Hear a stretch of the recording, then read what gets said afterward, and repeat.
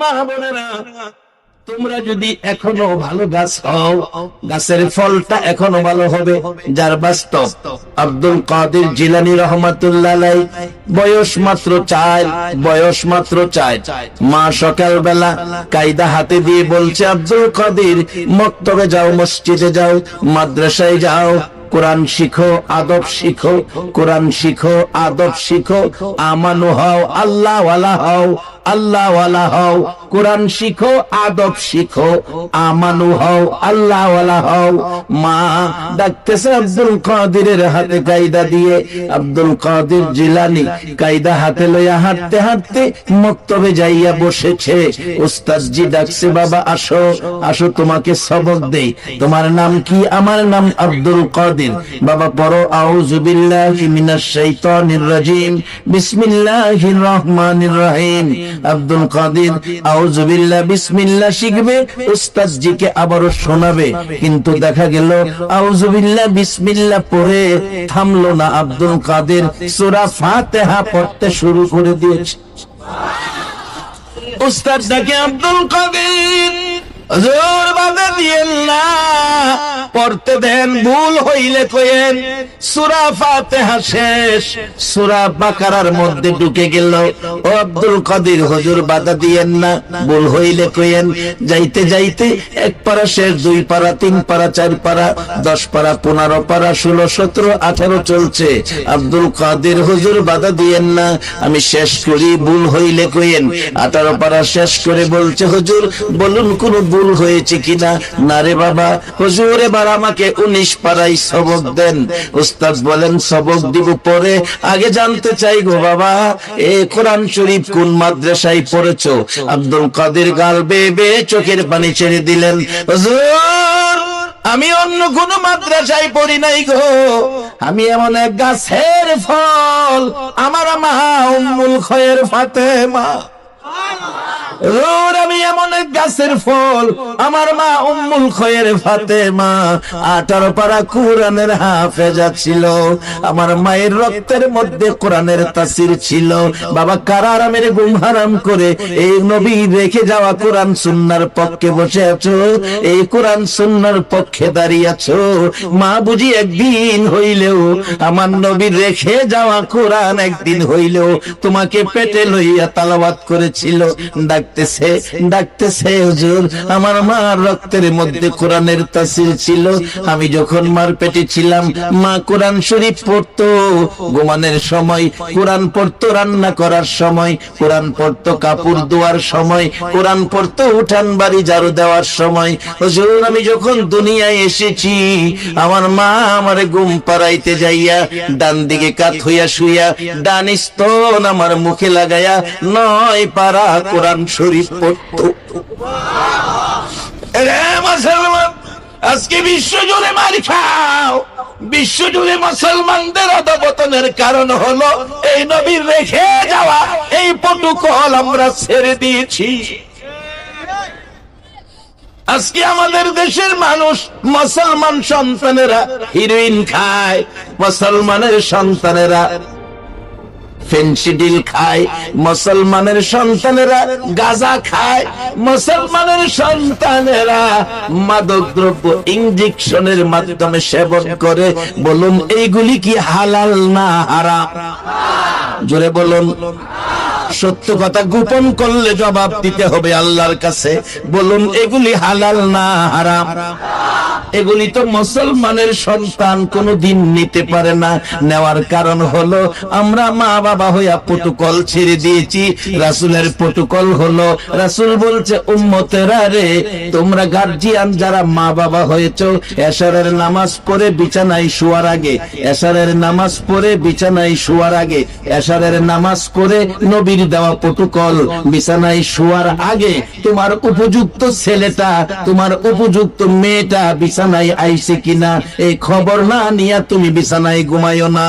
বাবা আজকে সন্ধ্যার সময় মুরুগ পায় না, মুরুগের জন্য মা চাচিরা ঘরে ঘরে হারিকেন লইয়া ঘুরে। ছাগল হারাইছে, আমার বাবারা চাচারা ভাইয়েরা ছাগলের জন্য বাতি লইয়া বাড়ি বাড়ি ঘুরে। গরু হারাইছে, গরুর জন্য রাত্রে 10টা পর্যন্ত তো বাতিল হইয়া গরু তালাশ করে, গরু হারাইলে গরু তালাশ করলো, ছাগল হারাইলে ছাগল তালাশ করলো, মুরুগ হারাইলে মুরুগ তালাশ করলো। কলিজার টুকরা সন্তানটা রাত্র 10টা 11টা বাজে কই আছে কই না, কোন খবর মা বাবা হইয়া নিল না। তাহলে কি মা বাবা মুরুগ বড় ছাগলের চাইতে কি সন্তানের দাম কইমা গেল? উচিত ছিল সন্তান কোথায়, প্রটোকল বলছে এশারের নামাজ পড়ে তালাশ করো। মুরুগ হারাইলে তালাশ করে, গরু হারাইলে তালাশ করে, ছাগল হারাইলে তালাশ করে। নবী কি কইছে এই কথার খবর নাই। এই জন্য কি মুসলমান শান্তিতে আছে না অশান্তিতে আছে? তাই শান্তি যদি নিতে চান প্রটোকলে আসেন, এই নবীর পক্ষে আসেন। বাজান একটু লম্বা হয়ে যাইতেছে গা, কষ্ট হইব আপনাদের। বসেন, জীবনের একটা রাত যদি রাসূল প্রেমে আল্লাহকে খুশির উদ্দেশ্যে কোরআন সুন্নাহর পক্ষে কবুল হয়ে যায়, জীবনের একটা ভালো কাজেই জীবন সার্থক হয়ে যাবে। কিভাবে হবে আসতেছি সামনে। মহব্বতে আরো কয়েকবার জিকির পড়লাম, লা আল আল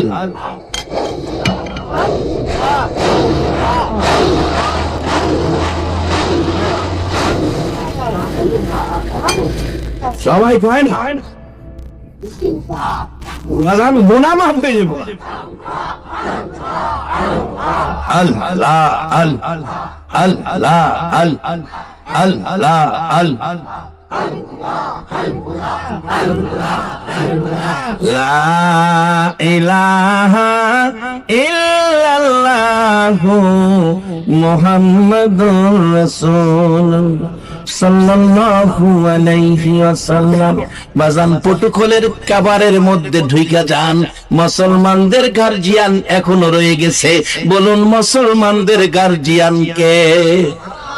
আসতে কইলেন যে আর আওয়াজ করে কোন বাবা, মনটা ভরে মহব্বতে একটা ডাক যদি আল্লাহর আরশে দিতে পারেন, হয়তো এই উসিলায় আল্লাহ আমাদেরকে মাফ করে দিবে। আরশ পর্যন্ত পৌঁছে দেওয়ার উদ্দেশ্যে অন্তর থেকে বলুন আমাদের গার্জিয়ান কে? আমার আল্লাহ নবীজির মাধ্যমে সব রাস্তা দিয়েছে। এই নবীকে পাঠাইয়া সব প্রটোকল আমাদেরকে বুঝিয়ে দিয়েছে। বলতেছিলাম প্রটোকলের মধ্যে কত শান্তি, কত বরকত। আব্দুল কাদের জিলানী বলছে, হুজুর আমার মা ডান স্তন আমার মুখে দিয়া 9 পারা কোরআন শরীফ পড়তো, আবার বাম দিকে কাত হইয়া বাম স্তন আমার মুখে লাগাইয়া 9 পারা কোরআন শরীফ পড়তো। এইভাবে 9 ডান দিকে 9 বাম দিকে 18 পারা কোরআন পড়ে পড়ে গো হুজুর আমার মা উম্মুল খয়ের ফাতেমা আমারে ঘুম পাড়াইতো। আমি ওই গাছের ফল কোরআন শুনতে শুনতে 18 পারা কোরআনের হাফেজ হইয়া গেছি। আর অহংকার দিনের মা চাচিরা সেই প্রটোকল জানে না, প্রটোকল বুঝে না বাবা। এই জন্য এমন একটা মাহফিল কায়েম করা দরকার। কারা রে বাবা আজকের মাহফিলের সদস্য? কারা এই সোনার সন্তান? কোন মা তোমাদের কি পেটে দেখছে রে বাবা? এতগুলো মানুষ আজকে কোরআনের পক্ষে এসেছে, এক মাজলিসে 60 বছর ইবাদতের নেকি পেয়ে গেছে। বাবারা এর বরকত কত। এই মাহফিলে আসার কারণ, এই মাহফিলে যদি প্রটোকল কোরআনের পক্ষে একটা মানুষ যদি কবুল হইয়া যায়, একটা মানুষ যদি কোরআনের পক্ষ লইয়া যায়, তোমাদের সকলের নাজাতের ফায়সালা হইয়া যাবে। বাবারা ভাইরা এই কোরআনের পক্ষে নাই, কোরআন পড়ে এখনকার দিনের মা চাচিরা ঘুম পাড়ায় না। ঘুম পাড়ায় নিজের কানে শুনেছি, বাচ্চা কোলে নিয়া ডিজিটাল যুগের মা চাচিরা বাচ্চারে ঘুম পাড়ায়। ঘুম পাড়া নির্মাসি পেশে মুদের বাড়ি এসো, খাট নাই পিড়ি নাই চোখ পেতে বসো। বড় বলে খাট নাই পিড়ি নাই চোখ পেতে বইতো। আচ্ছা কোন সে এমন ঘর আছে হলে খাট নাই ঘর? মিশা কথা বললেই সে হাইতাছি। তো এইটা ভালোই বলেন না, হাত নাই পিড়ি নাই চোখ পেতে বসো ঘুম পাতায়। কুকুর চোখে ঘুম নাই ঘুম দিয়া যায়, বাটা ভরে পান দিব গাল ভরে খায়ো। কি মন খাওয়ানটা খাওয়াই দেখছি দেখছি আচ্ছা একটা সত্য কথা কইবেন, নফারাবাসী, নফারা তো আমাদের ভৈরবতে বেশি দূরের কথা না, এক বাসাই তো আমাদের। একটা সত্য কথা কইবেন, জীবনে কেউ দেখছেন বাটা বেরা পান দিলে গাল বেরা খাইয়া বাচ্চার ঘুম পাড়ায়? কথাটা কি সত্য কইল না মিথ্যা কইল? এই সমস্ত মায়ের পোলা বানাইতো বড় হইলে বিয়াটা করাইলে ওই তোমার চলে না।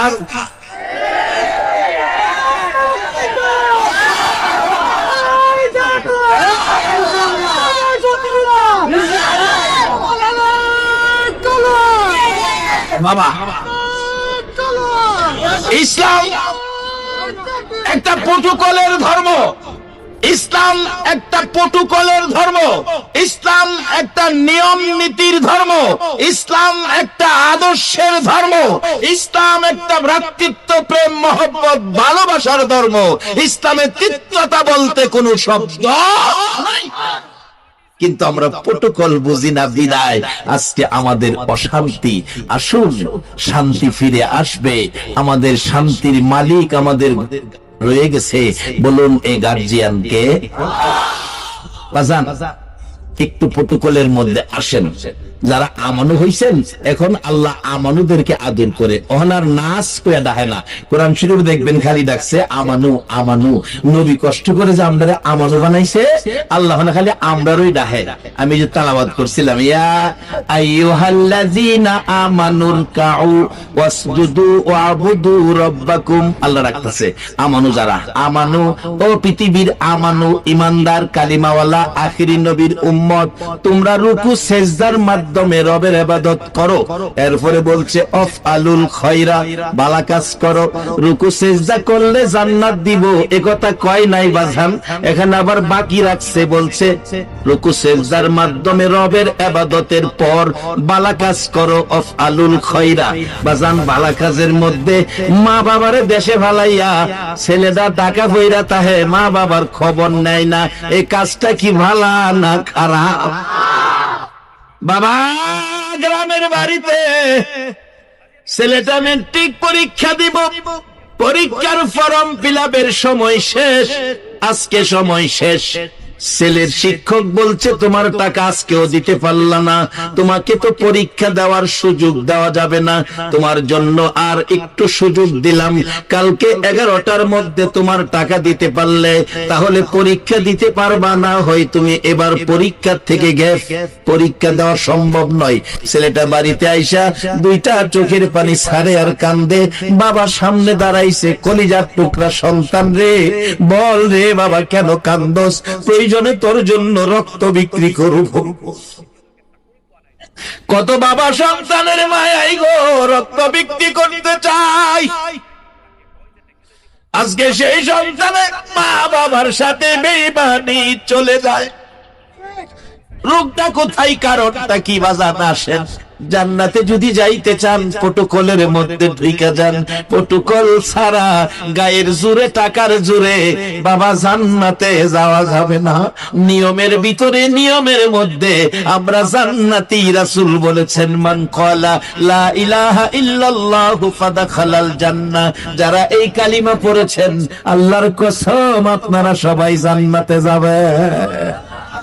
আপনারা কি জান্নাতে যাইতে রাজি আছেন কিনা? না এই পৃথিবীতে থাকবেন? আচ্ছা যাওন গা লাগবো। এটা এমন এক দেশ, এ দেশে আসার সিরিয়াল আছে, যাওয়ার সিরিয়াল নাই। যার বাস্তব আমার বাড়িতে আজ থেকে 14 বছর আগে আমরা 5টা ভাই, আমার বড় ভাই মারা গেছে, মা বাবা বেঁচে আছেন, আমরা বাকি 4 ভাই আছি। বড় ভাই মারা যাওয়ার পর বড় ছেলের সুগে সুগে আমার মা 6 মাসের মধ্যে স্ট্রোক করে মাও দুনিয়া থেকে বিদায়। আমার বড় এক ভাই আছেন, আমি, তারপরে 2 ভাই। এই রমজানের আগে 5টা বাচ্চা ছোট ছোট। রমজানের আগে জমির দান কেটে বাড়িতে আনছে, অর্ধেক দান জমিতেই রয়েছে, বাড়িতে আনতে পারছে না, কুলাইতে পারে নাই। কালকে আনবে সিদ্ধান্ত, দান বিক্রি করব, কি করব হিসাব কিতাব করছে। রাত্র এশারের নামাজ পড়ছে, চাটা খাইয়া এসে ঘুমাইছে। 11:30টার দিকে আমার ছোট ভাইয়ের ঘরে কান্নার আওয়াজ, বাচ্চাদের। দৌড়ায় গেলাম, যাইয়া দেখি বাচ্চাদের মুখে এতিমের নিশান। আমার ভাইটা চোখ বন্ধ করে আছে, তার বড় বাচ্চাটা বাবার গায়ে ধরে ধাক্কাইতেছে, বাবা কথা কও না, বাবা কথা কও। একবার ডাক দিলি, 2-3 জবাব দিছো, আজকে কেন কথা কও না? আমি আমার ছোট্ট ভাইটা মাথায় হাত দিয়ে দেখি আমার ভাই দুনিয়ার থেকে বিদায় হয়ে গেছে। 12:30 স্ট্রোক করে দুনিয়ার থেকে বিদায়। 5টা বাচ্চা ঘরের মধ্যে আজকে এটি। বাবারে, যদি সিরিয়ালে যাওয়া হতো, আমার বড় আরেকজন আছে, আমি এরপরে এমন এক দেশে থাকি, আসার সিরিয়াল আছে, যাওয়ার সিরিয়াল। তাই বাবা বসে কবে কার ডাক আইসা যায় বলা যায় না। একটু প্রোটোকলের মধ্যে আসেন। আজকে আমাদের দেশের ইঞ্জিনিয়াররা দেখছি বিল্ডিং বানাইতে, যে বিল্ডিং এ লাগতো 20 টন রড, এটার মধ্যে 2 টন বাড়াইছে 22 টন। আমি জিজ্ঞাইলাম ইঞ্জিনিয়ার সাহেব, পাশের বিল্ডিং 20 টন, এটা 22 টন কেন? হুজুর এখন জাহি মারে, জাহি। জাহি চিনেন তো? জাহিদারে কি কয়? ভূমিকম্প। ভূমিকম্প। হুজুর এখন ভূমিকম্পের যুগ, রড বাড়াইতে বিল্ডিং বাঁচাইতে গেলে, বিল্ডিং বাঁচাইতে গেলে রড বাড়াইতে হইব। আমি গেলাম, ইঞ্জিনিয়ার সাহেব খুব খুশি হইলাম, বিল্ডিং বাঁচাইতে রড বাড়াইছেন, এবার বিল্ডিং এর মালিক বাঁচাইতে কি বাড়াইবেন কোন? আপনাদের কাছে দিলাম বিচারটা। বিল্ডিং বাঁচাইতে ইঞ্জিনিয়ার রড বাড়াইছে, বিল্ডিং এর মালিক বাঁচাইবার কোন জিনিস বাড়াইয়া দেওয়ার ক্ষমতা কোন ইঞ্জিনিয়ারের আছে কিনা? বাবা এই চিন্তা পড়লে আগিলার মুরব্বীরা কাঁদছে, ও মিচামিচি কাটাইলাম জিন্দিগি, বলুন মিচামিচি কাটাইলাম জিন্দিগি, চোখে দেখা হারাইলাম বন্দিগি, হাইরে চোখে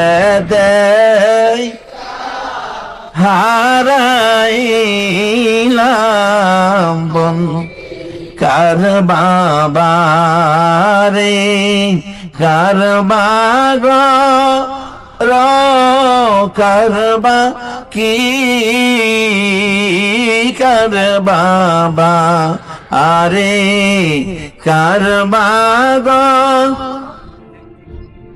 কারবা কি, অন্ধকার কবরে হবে বসতি, হাইরে অন্ধকার কবরে হবে এই দুনিয়া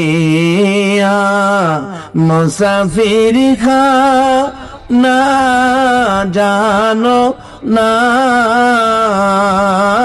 এই দুনিয়া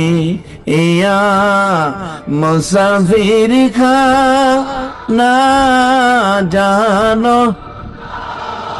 কত মানুষ আইল গেল রইল না, হাইরে কত মানুষ।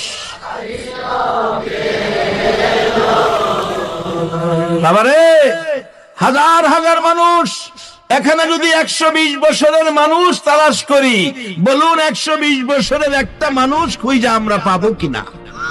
120 বছর আগে কি দেশে মানুষ ছিল না? কিন্তু তারা যে চলে গেল, তাইলে বোঝা গেল এইভাবে আমরাও জাউঙ্গা লাগবো।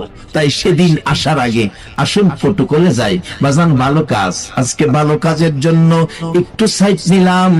বাবা বলছে কান্দিস না, আমি রক্ত বিক্রি করে হলেও তোর টাকার ব্যবস্থা করব। কি হয়েছে বাবা বলো? বাবা কালকে 11টার মধ্যে যদি ফর্ম ফিল আপের টাকা দিতে না পারি তাহলে আমার পরীক্ষা বাতিল। বাবা দেরি করে নাই, সকালবেলা ফজরের নামাজ পড়ে ঘরের মধ্যে সরিষা ছিল, 2 মণ সরিষা বস্তার মধ্যে ভরলো। ছোট সময়ের কথা বলছি, তখন তো রাস্তাঘাট এমন ছিল না, রিক্সা ছিল না, সিএনজি অটো ছিল না। অবশেষে বাবা 2 মণ সরিষার বস্তা গো মাথায় লইয়া বাবা বাজারে দৌড় মারছে। 1 ঘন্টার রাস্তা বাবা 2 মণ সরিষা মাথায় লইয়া রে সন্তানের মায়ায় বাবা 1 ঘন্টার রাস্তা হাঁটতে হাঁটতে বাজারে যাইয়া নামাইলে 2 মণ সরিষার বস্তা মাথার থেকে নামাইলে বাবার গার আধা ঘন্টা বাঁকা হইয়া রইছে। এই কষ্ট করে বাবার ওষুধ, এই কষ্ট করে সরিষা বিক্রি করে বাড়িতে আইসে দৌড়াইয়া 11টার আগে টাকা স্কুলে পৌঁছতে হবে, এই টাকা দিয়ে দিল, স্কুলে পৌঁছলো, পরীক্ষা দিল, বেচারা metric first, inter first, degree first, masters first, চাকরি পাইছে ঢাকা। ঢাকা বাসা করে থাকে বিবি বাচ্চা লইয়া। মাসে মাসে মা বাবার খরচের জন্য 5,000 টাকা পাঠাই। বাবা টাকাটা লইয়া চোখের পানি ছাড়ে, আবার লঙ্গি দিয়া, তখন গামছাও কিনতে পারছে না, লঙ্গি দিয়া বাবা চোখের পানিটা মুছছে। বাড়িতে যাইয়া বলছে, বিবি বিবি গো, তোর পোলাই টাকা পাঠাইছে, তোর যে পোলার জন্য সরিষার বোঝা লইয়া ঘাড় বাঁকা করছি, এই লো 5,000 টাকা খরচের পাঠাইছে। মা টাকা হাতে লইয়া কান্দে, বাবা গো, তোমার টাকার জন্য পাগল ছিলাম না, তুমি মাসে মাসে 5,000 টাকা পাঠাও খরচের জন্য, টাকা না পাঠাইয়া তুমি যদি মাসে মাসে একটা বার বাড়িতে আইয়া আমি মারে মা কইয়া ডাক মারতে রে বাবা, তোর বাবারে যদি বাবা কইয়া ডাক দিতে, তোর বাবার জীবনের সব কষ্ট ভুইলা যাইতো। যারা মা বাবারে ফালাইয়া ঢাকা পড়ে রইছো, মা বাবার খবর নিলা না, অথচ কি শিক্ষা দিয়েছে নবী রাসূল, কি শিক্ষা দিয়েছে নবী রাসূল। বাবারা, আমার নবীর জীবনী খুলুন। আমার নবী 25 বছর বয়স, খাদিজার বাড়িতে রাখাল, খাদিজার বাড়িতে রাখালের চাকরি নিবে। নবীজির চাচা, আপন চাচা আবু তালিব সঙ্গে। চাচা ডাকতেছে, ভাতিজা, এই মরুভূমির রৌদ্রে রাখালের চাকরি তোমাকে দিব না, জীবনে একটা দিন বাবা কইয়া ডাকলা না। হে বাবা, হারা ব্যথা তোমার অন্তরে গো বাবা, 6 বছর বয়সে মা হারাইছো, মার ব্যথা তোমার অন্তরে। এই কষ্টের চাকরি যদি আমি তোমার দেই, মরুভূমিতে যাইয়া কইবা আমার মা বাবা যদি থাকতো, এই কষ্টের চাকরি আমারে দিত না। বাবা, এই চাকরি আমি তোমারে দিতে রাজি না। আমার নবী বলছেন, চাচা আপনি চিন্তা করবেন না, আমার বাবা নাই মা নাই, আপনি আমার গার্জিয়ান, আপনি আমার দায়িত্বে। বাবা, আপনি যদি অনুমতি দেন চাচা, আপনার অনুমতি পাইলে আমি চাকরিটা করতে পারবো। নবী শিক্ষা দিল, চাচার কত গুরুত্ব শিখাইলো, চাচার অনুমতি। বাবা তো আরো কত বড় পাহাড়, বাবা নাই বলে চাচারে কত সুন্দর গার্জিয়ান বানাইলো।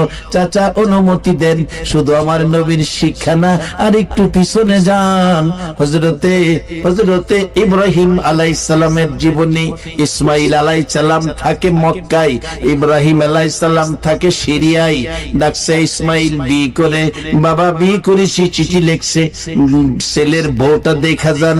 ইব্রাহিম আলাইহিস সালাম বুড়া মানুষ, খুশি, মরুভূমির পথ অতিক্রম করে সিরিয়া থেকে মক্কায় পৌঁছলেন।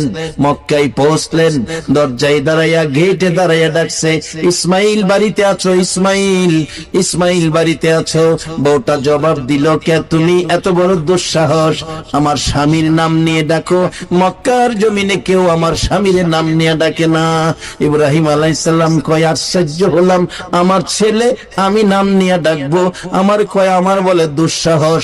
বলুন, ছেলে যত বড় সাপই হোক না কেন, বাবা কি সন্তানের সাপ কইয়া ডাকবো নি?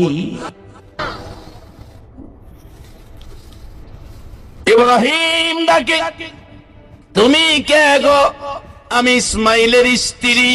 ইসমাইল কই বাড়িতে নাই, কখন আসবে বলতে পারি না। ইসমাইলের স্ত্রী, আমি তো মুসাফির, বহু দূর থেকে আসছি, বুড়া মানুষ, আমি ক্লান্ত পিপাসিত, দরজাটা খুলো, আমি একটু ঘরে বসি, আমি একটু পানি পান করি, আমি একটু রেস্ট করি। বিবি বলছেন, না, পুরুষ ঘরে নাই, দরজা খোলা যাবে না। ইব্রাহিম আলাইহিস সালাম কষ্ট পাইলেন, ছেলের বাড়িতে আইসা দরজা খুললো না ছেলের বউ। চলে গেলাম, বৌমা ইসমাইল আসলে বইল, ঘরের চৌকাট ভালো না গো। আমি চলে গেলাম ইসমাইলের কাছে, কাছে খবরটা দিয়েও দিমনে চলে গেলেন ইব্রাহিম। তখন তো মোবাইল ছিল না, যোগাযোগের এমন সুবিধা ছিল না। কিছুক্ষণের মধ্যে ইসমাঈল আলাইহিস সালাম বাড়ির গেটে আয়েশা ডাকতেছে, বিবি গো বল আমার বাড়িতে কোনো মুসাফির মেহমান আসছিল কিনা। বিবি বলেন, কেমনে জানো? কোনদিন তো এই প্রশ্ন করো নাই। ইসমাইল কান্দে আর ডাকে, বিবি কেন জানি গো, আজকে বাড়ির গেটে আসার পর আমার বাবা ইব্রাহিমের গন্ধ আমার নাকে লাগতেছে। আমার বাবা ইব্রাহিমের গন্ধ আমার নাকের মধ্যে লাগতেছে গো বিবি। আমার বাবার কণ্ঠে ইসমাইল ইসমাইল ডাক আমার কানের মধ্যে ঢুকতেছে গো বিবি। সত্য করে কোনো মুসাফির মেহমান আসছিল কিনা? বিবি বলেন, আসছিল একটা মুসাফির বহু দূর থেকে তোমার নাম লয়া লয়া ডাকে। এই লোকটারে আমি ঘরে আসতে দেই নাই। ইসমাইল চোখের পানি ছেড়ে দিল, বিবি সর্বনাশ করছোস, যিনি আমার নাম লইয়া ডাকছে গো ইনি আমার বাবা ইব্রাহিম ছাড়া কেউ না। বাবারা মা হারাইলাম 14 বছর হইছে, 1 বছর হইছে বাবা হারাইছি। যে রুমে বাবা থাকতো বিবিরে বলে রাখছি রুমের দরজাটা বন্ধ করো না। রাত্র 2টা 1টা 2:30 বাড়িতে যাইয়া বাবার রুমে ঢুকি, কোন দিন দেখি বাবা সজাগ আছে, বাবার চেহারার দিকে তাকিয়ে থাকি। আমার নবী বলেছে, উম্মতেরা রে যেখানেই যাও যেখান থেকে আসো মা বাবার রুমে আগে যাইও, মা বাবার চেহারার দিকে মায়ার নজরে তাকাইও। আমি রাসূল বলে গেলাম, যতবার মা বাবার চেহারার দিকে মায়ার নজরে তাকাবি রে উম্মতেরা, ততটা কবুল হজের নেকি তোমার আমল নামায় পেয়ে যাইবা। বাবার দিকে তাকিয়ে থাকতাম, কোন দিন বাবার সজাগ পাইতাম। সজাগ পাইলে বাবা জিগাইতো, আজকে কই গেছিলে, কই গেছিলে, কই গেছিলে। কেউ তো আমারে কই গেছিলে তুই শব্দটা কেউ আজকে আমারে কয় না পৃথিবীতে, কিন্তু আমার একটা মানুষ ছিল কই গেছিলে কইয়া ডাকতো। এ মধুর ডাকের চাবি যেন তালা মারা হইয়া গেছে।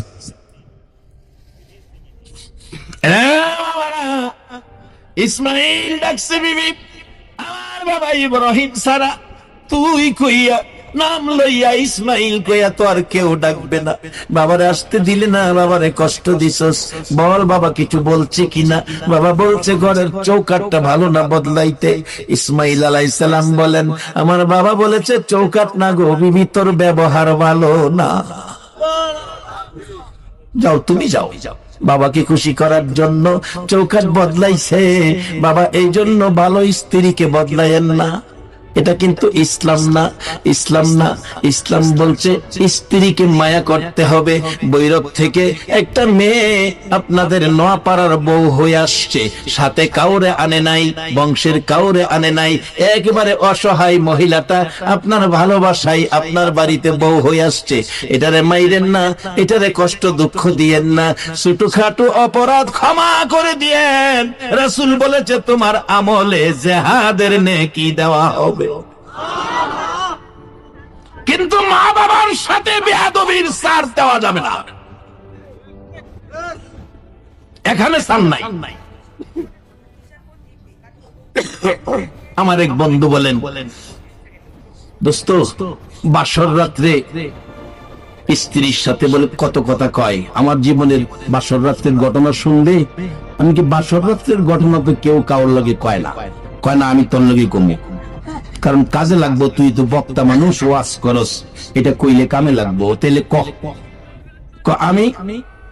আমি সিদ্ধান্ত নিছি বাসর রাত্রে বিবির সাথে। আমার প্রথম কথাটা ছিল, বিবি তোমার সাথে আমার প্রথম কথা হলো, আমার সকলের বিরুদ্ধে আমার কাছে অভিযোগ দিতে পারবা, কিন্তু আমার গর্ভধারিণী মা আর মাথার ঘাম পায়ে ফেলাইয়া যেই বাবা মুখের খাবার আমার মুখে দিয়া লালন পালন করেছে, এই মা বাবার বিরুদ্ধে কোনো কমপ্লেইন আমার কানে দিতে পারবা না।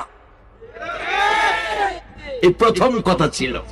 আজকে যারা বিয়ে করো নাই তোমরা এই ওয়াজটা বাড়িতে নিবা,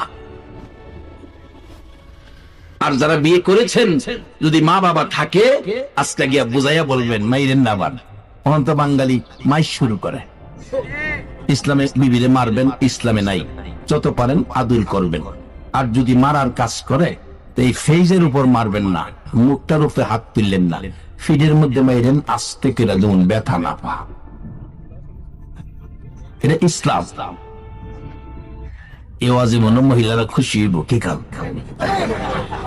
মাঝে মাঝে খুন লাগে হারাবে কিছু।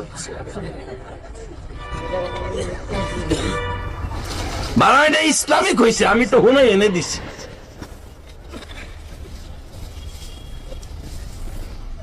আর মহিলাদেরও হিসাব করে চলা উচিত। আমার নবী স্ত্রীর সাথে কি ব্যবহার করেছে শিক্ষা দিচ্ছে। নবী সারাদিন বাড়ি বাড়ি ঘুরে বিকাল বেলা আসছে, নবী খিদায় ক্ষুধার্ত, একেবারে খিদায় কাতর। আয়েশা, মা আয়েশা সিদ্দিকার হুজরায় ঢুকলেন। আয়েশা, খাবারের কিছু আছে? জি হুজুর আছে, বসুন। আমার নবী বসলে প্লেট একটা সামনে রাইকা একটা খেজুর নবীর সামনে রাখছে। একটা খেজুর সামনে দিলে কি বোঝা যায় আরো কি ঘরে খেজুর আছে কিনা? একটা খেজুর ঘরে আছে, একটা খেজুর সামনে। আমার নবী ভাবলেন পেটে খুব খিদা, খেজুর একটা, এক গ্লাস পানি সামনে।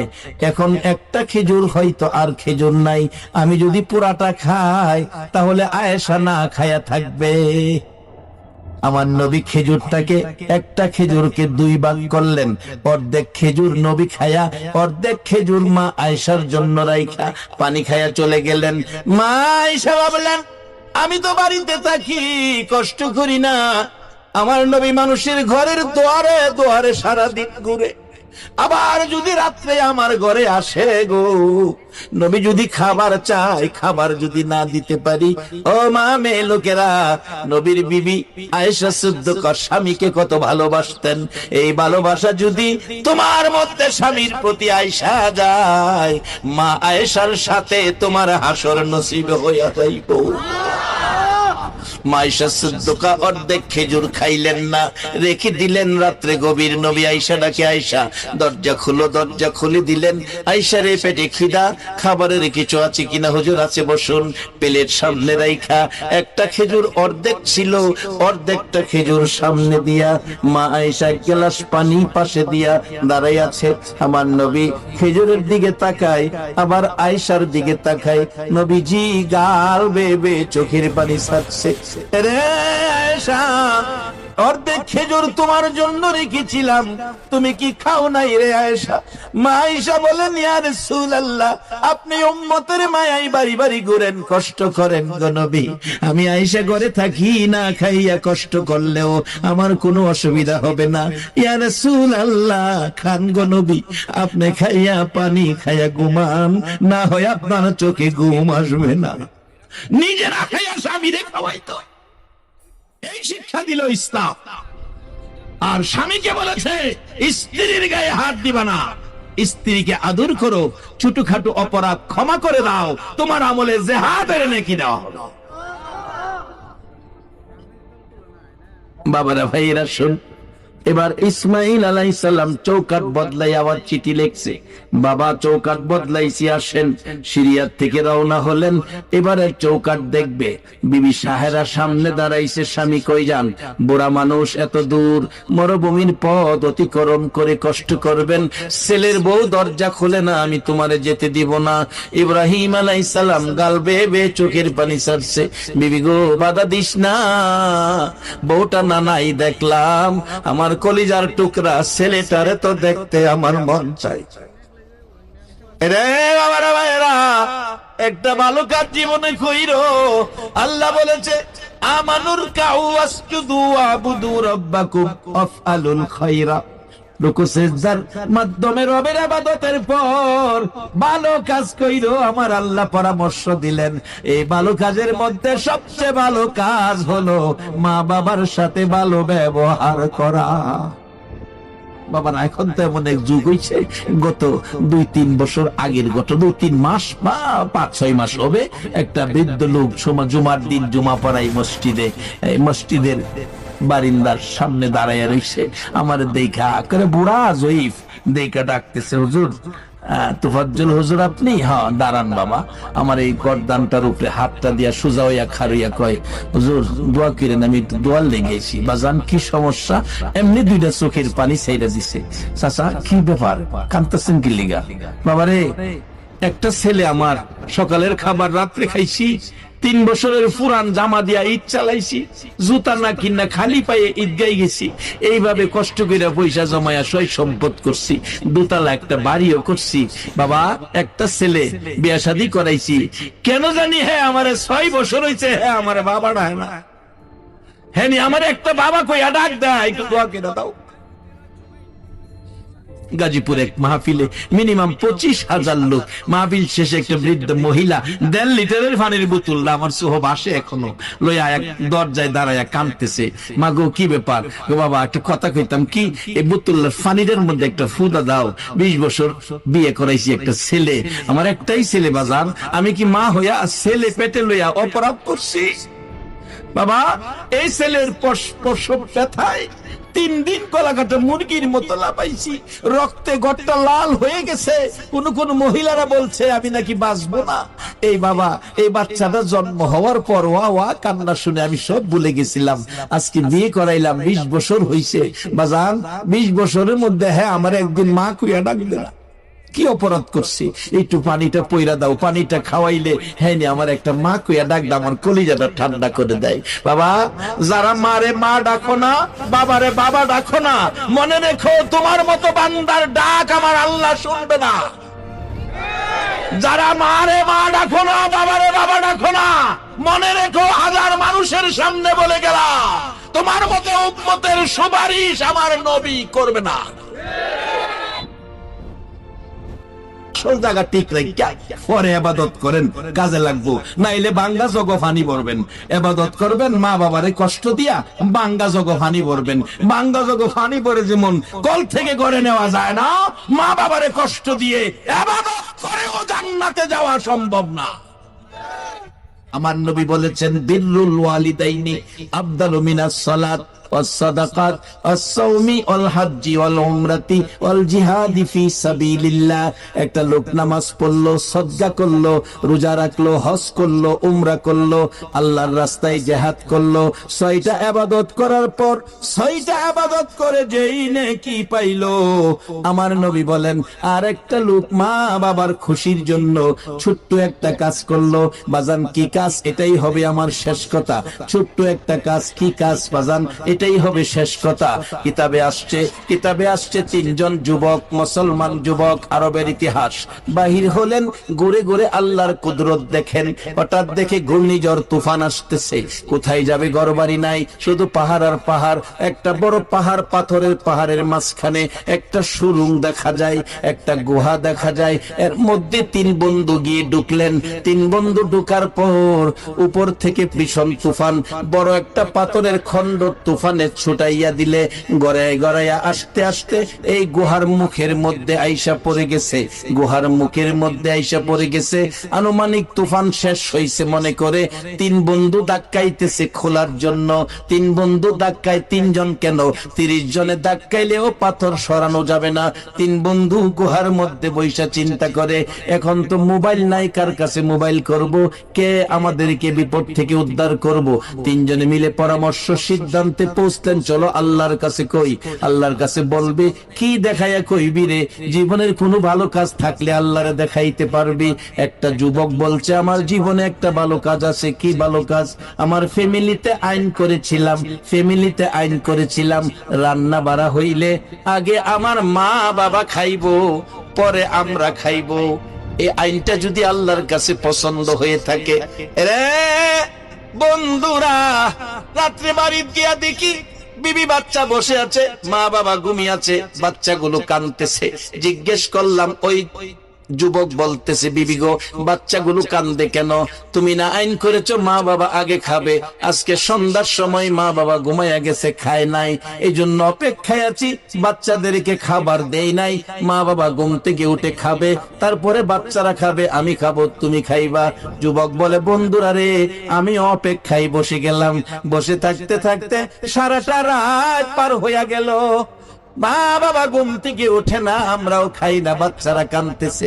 ফজরের আজান পড়ে গেছে, মা বাবা ঘুম থেকে উঠেছে, ডাকতেছে কি হলো, তোমরা বসে আছো কেন? মা গো বাবা গো, তোমরা খাইলে আমরা খাবো, এই জন্য বসে আছি। তোমার নাতি নাত করে না খাইয়া কাঁদতেছে।